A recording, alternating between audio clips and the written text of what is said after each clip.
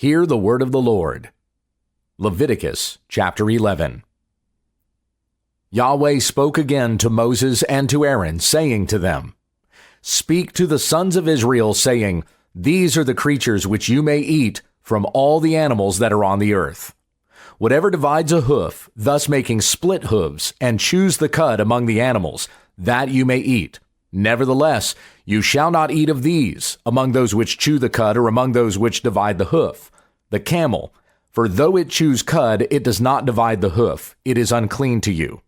Likewise the chafin, for though it chews cud, it does not divide the hoof, it is unclean to you. The rabbit also, for though it chews cud, it does not divide the hoof, it is unclean to you.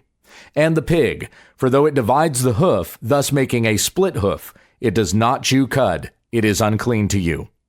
You shall not eat of their flesh, and you shall not touch their carcasses, they are unclean to you. These you may eat, whatever is in the water, all that have fins and scales, those in the water, in the seas, or in the rivers, you may eat.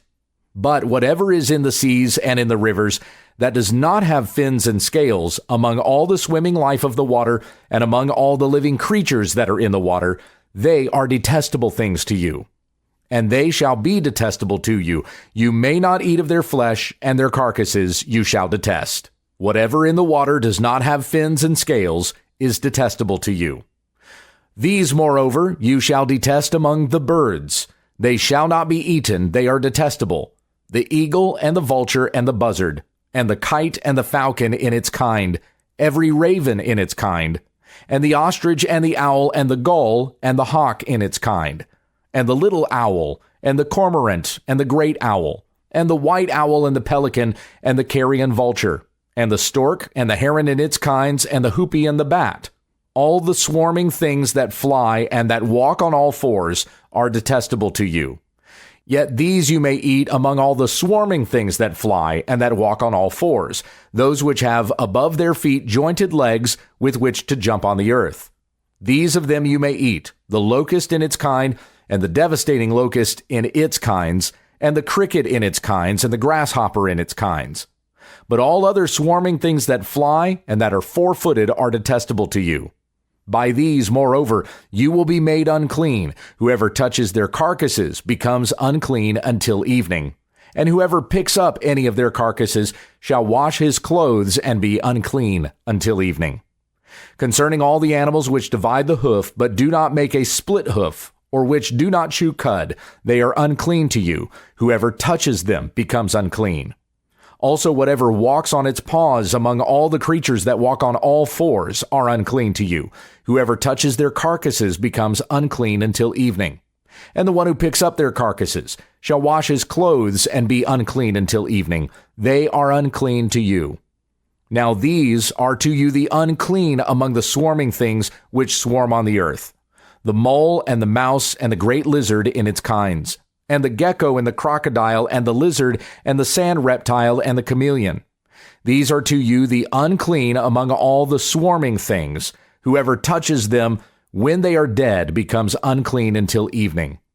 Also anything on which one of them may fall when they are dead becomes unclean, including any wooden article or clothing or a skin or a sack, any article by which work is done. It shall be put in the water and be unclean until evening. Then it becomes clean. As for any earthenware vessel into which one of them may fall, whatever is in it becomes unclean, and you shall break the vessel. Any of the food which may be eaten, on which water comes, shall become unclean, and any liquid which may be drunk in every vessel shall become unclean. Everything, moreover, on which part of their carcass may fall becomes unclean. An oven or a stove shall be smashed. They are unclean, and shall continue as unclean to you. Nevertheless, a spring or a cistern collecting water shall be clean, though the one who touches their carcass shall be unclean. And if a part of their carcass falls on any seed for sowing, which is to be sown, it is clean. Though if water is put on the seed and part of their carcass falls on it, it is unclean to you. Also, if one of the animals dies which you have for food, the one who touches its carcass becomes unclean until evening. He too, who eats some of its carcass, shall wash his clothes and be unclean until evening. And the one who picks up its carcass shall wash his clothes and be unclean until evening. Now every swarming thing that swarms on the earth is detestable. It shall not be eaten. Whatever goes on its belly, and whatever goes on all fours, whatever has many feet, in respect to every swarming thing that swarms on the earth, you shall not eat them, for they are detestable. Do not render yourselves detestable through any of the swarming things that swarm, and you shall not make yourselves unclean with them, so that you become unclean. For I am Yahweh your God. Therefore set yourselves apart as holy, and be holy, for I am holy. And you shall not make yourselves unclean with any of the swarming things that move on the earth. For I am Yahweh, who brought you up from the land of Egypt to be your God. Thus you shall be holy, for I am holy. This is the law regarding the animal and the bird, and every living thing that moves in the waters, and everything that swarms on the earth, to separate between the unclean and the clean, and between the edible creature and the creature which is not to be eaten. Leviticus chapter 12. Then Yahweh spoke to Moses, saying, Speak to the sons of Israel, saying, When a woman gives birth and bears a male child, then she shall be unclean for 7 days, as in the days of her menstruation she shall be unclean.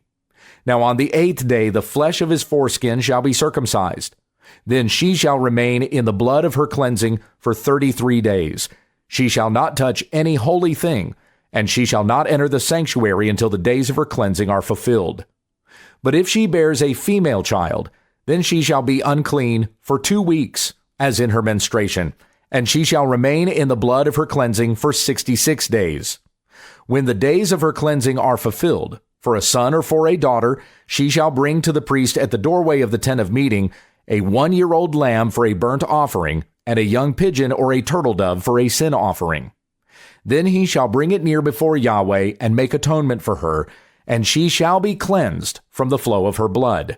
This is the law for her who bears a child, whether a male or a female. But if she cannot afford a lamb, then she shall take 2 turtle doves or 2 young pigeons, the one for a burnt offering and the other for a sin offering. And the priest shall make atonement for her, and she will be clean. Leviticus chapter 13. Then Yahweh spoke to Moses and to Aaron, saying, When a man has on the skin of his body a swelling or a scab or a bright spot, and it becomes an infection of leprosy on the skin of his body, then he shall be brought to Aaron the priest, or to one of his sons the priests. Then the priest shall look at the mark on the skin of the body, and if the hair in the infection has turned white and the infection appears to be deeper than the skin of his body, it is an infection of leprosy. When the priest has looked at him, he shall pronounce him unclean. But if the bright spot is white on the skin of his body, and it does not appear to be deeper than the skin, and the hair on it has not turned white, then the priest shall isolate him who has the infection for 7 days. Then the priest shall look at him on the 7th day, and if in his eyes the infection has not changed, and the infection has not spread on the skin, then the priest shall isolate him for 7 more days. And the priest shall look at him again on the 7th day, and if the infection is faded and the mark is not spread on the skin, then the priest shall pronounce him clean. It is only a scab, and he shall wash his clothes and be clean. But if the scab spreads farther on the skin, after he has shown himself to the priest for his cleansing, he shall appear again to the priest. And the priest shall look, and if the scab is spread on the skin, then the priest shall pronounce him unclean. It is leprosy. When the infection of leprosy is on a man, then he shall be brought to the priest. The priest shall then look, and if there is a white swelling in the skin, and it has turned the hair white, and there is raw flesh still alive in the swelling, it is a chronic leprosy on the skin of his body, and the priest shall pronounce him unclean. He shall not isolate him, for he is unclean. But if the leprosy breaks out farther on the skin, and the leprosy covers all the skin of him who has the infection from his head even to his feet, as far as the priest can see, then the priest shall look, and behold, if the leprosy has covered all his body, he shall pronounce clean him who has the infection. It is all turned white, and he is clean. But whenever raw flesh appears on him, he shall be unclean. And the priest shall look at the raw flesh, and he shall pronounce him unclean. The raw flesh is unclean, it is leprosy. Or if the raw flesh turns again and is changed to white, Then he shall come to the priest. And the priest shall look at him, and behold, if the infection is turned white, then the priest shall pronounce clean him who has the infection. He is clean. When the body has a boil on its skin, and it is healed, and in the place of the boil there is a white swelling or a reddish-white bright spot, then it shall be shown to the priest. And the priest shall look, and behold, if it appears to be lower than the skin, and the hair on it has turned white, then the priest shall pronounce him unclean. It is the infection of leprosy. It has broken out in the boil. But if the priest looks at it, and behold, there are no white hairs in it, and it is not lower than the skin, and is faded, then the priest shall isolate him for 7 days. And if it spreads farther on the skin, then the priest shall pronounce him unclean. It is an infection. But if the bright spot remains in its place and does not spread, it is only the scar of the boil, and the priest shall pronounce him clean. Or if the body sustains in its skin a burn by fire, and the raw flesh of the burn becomes a bright spot, reddish white or white, then the priest shall look at it. And if the hair in the bright spot has turned white, and it appears to be deeper than the skin, it is leprosy. It has broken out in the burn. Therefore the priest shall pronounce him unclean. It is an infection of leprosy. But if the priest looks at it, and behold, there is no white hair in the bright spot, and it is no deeper than the skin, but is faded, then the priest shall isolate him for 7 days. And the priest shall look at him on the 7th day. If it spreads farther in the skin, then the priest shall pronounce him unclean. It is an infection of leprosy. But if the bright spot remains in its place and has not spread in the skin but is faded, it is the swelling from the burn, and the priest shall pronounce him clean, for it is only the scar of the burn. Now if a man or a woman has an infection on the head or on the beard, then the priest shall look at the infection, and if it appears to be deeper than the skin, and there is thin yellowish hair in it, then the priest shall pronounce him unclean. It is a scale. It is leprosy of the head or of the beard. But if the priest looks at the infection of the scale, and behold, it appears to be no deeper than the skin, and there is no black hair in it, then the priest shall isolate the person with the scaly infection for 7 days. Now on the 7th day the priest shall look at the infection, and if the scale is not spread, and there is no yellowish hair in it, and the appearance of the scale is no deeper than the skin, then he shall shave himself, but he shall not shave the scale, and the priest shall isolate the person with the scale 7 more days. Then on the 7th day the priest shall look at the scale, and if the scale has not spread in the skin, and it appears to be no deeper than the skin, the priest shall pronounce him clean, and he shall wash his clothes and be clean. But if the scale spreads farther in the skin after his cleansing, then the priest shall look at him, and if the scale has spread in the skin, the priest need not seek for the yellowish hair. He is unclean. If in his sight the scale has remained, however, and black hair has grown in it, the scale has healed, he is clean, and the priest shall pronounce him clean. When a man or a woman has bright spots on the skin of the body, even white bright spots, then the priest shall look, and if the bright spots on the skin of their bodies are faded white, it is eczema that is broken out on the skin. He is clean. Now if a man loses the hair of his head, he is bald. He is clean. And if his head becomes bald at the front and sides, he is bald on the forehead. He is clean. But if on the bald head or the bald forehead there occurs a reddish-white infection, it is leprosy breaking out on his bald head or on his bald forehead. Then the priest shall look at him, and if the swelling of the infection is reddish-white on his bald head or on his bald forehead, like the appearance of leprosy in the skin of the body, he is a leprous man. He is unclean. The priest shall surely pronounce him unclean. His infection is on his head. As for the leper who has the infection, his clothes shall be torn, and the hair of his head shall be uncovered, and he shall cover his mustache and call out, "Unclean, unclean." He shall remain unclean all the days during which he has the infection. He is unclean. He shall live alone. His place of habitation shall be outside the camp. When a garment has a mark of leprosy in it, whether it is a wool garment or a linen garment, whether in warp or woof, of linen or of wool, whether in leather or in any article made of leather, if the mark is greenish or reddish in the garment or in the leather or in the warp or in the woof or in any article of leather, it is a leprous mark and shall be shown to the priest. Then the priest shall look at the mark, and shall isolate the article with the mark for 7 days. He shall then look at the mark on the 7th day.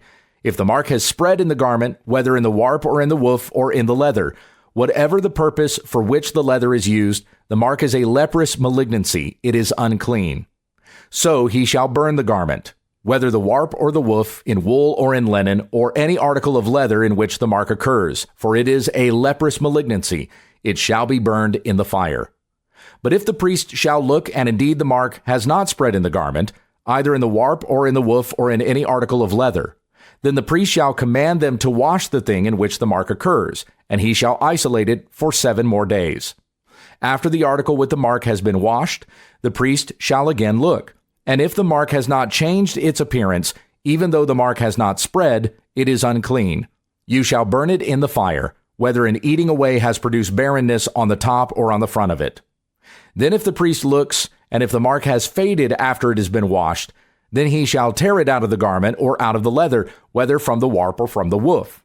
And if it appears again in the garment, whether in the warp or in the woof or in any article of leather, it is an outbreak.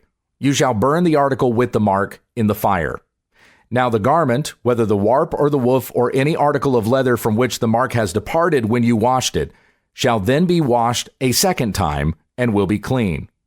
This is the law for the mark of leprosy in a garment of wool or linen, whether in the warp or in the woof or in any article of leather, for pronouncing it clean or unclean.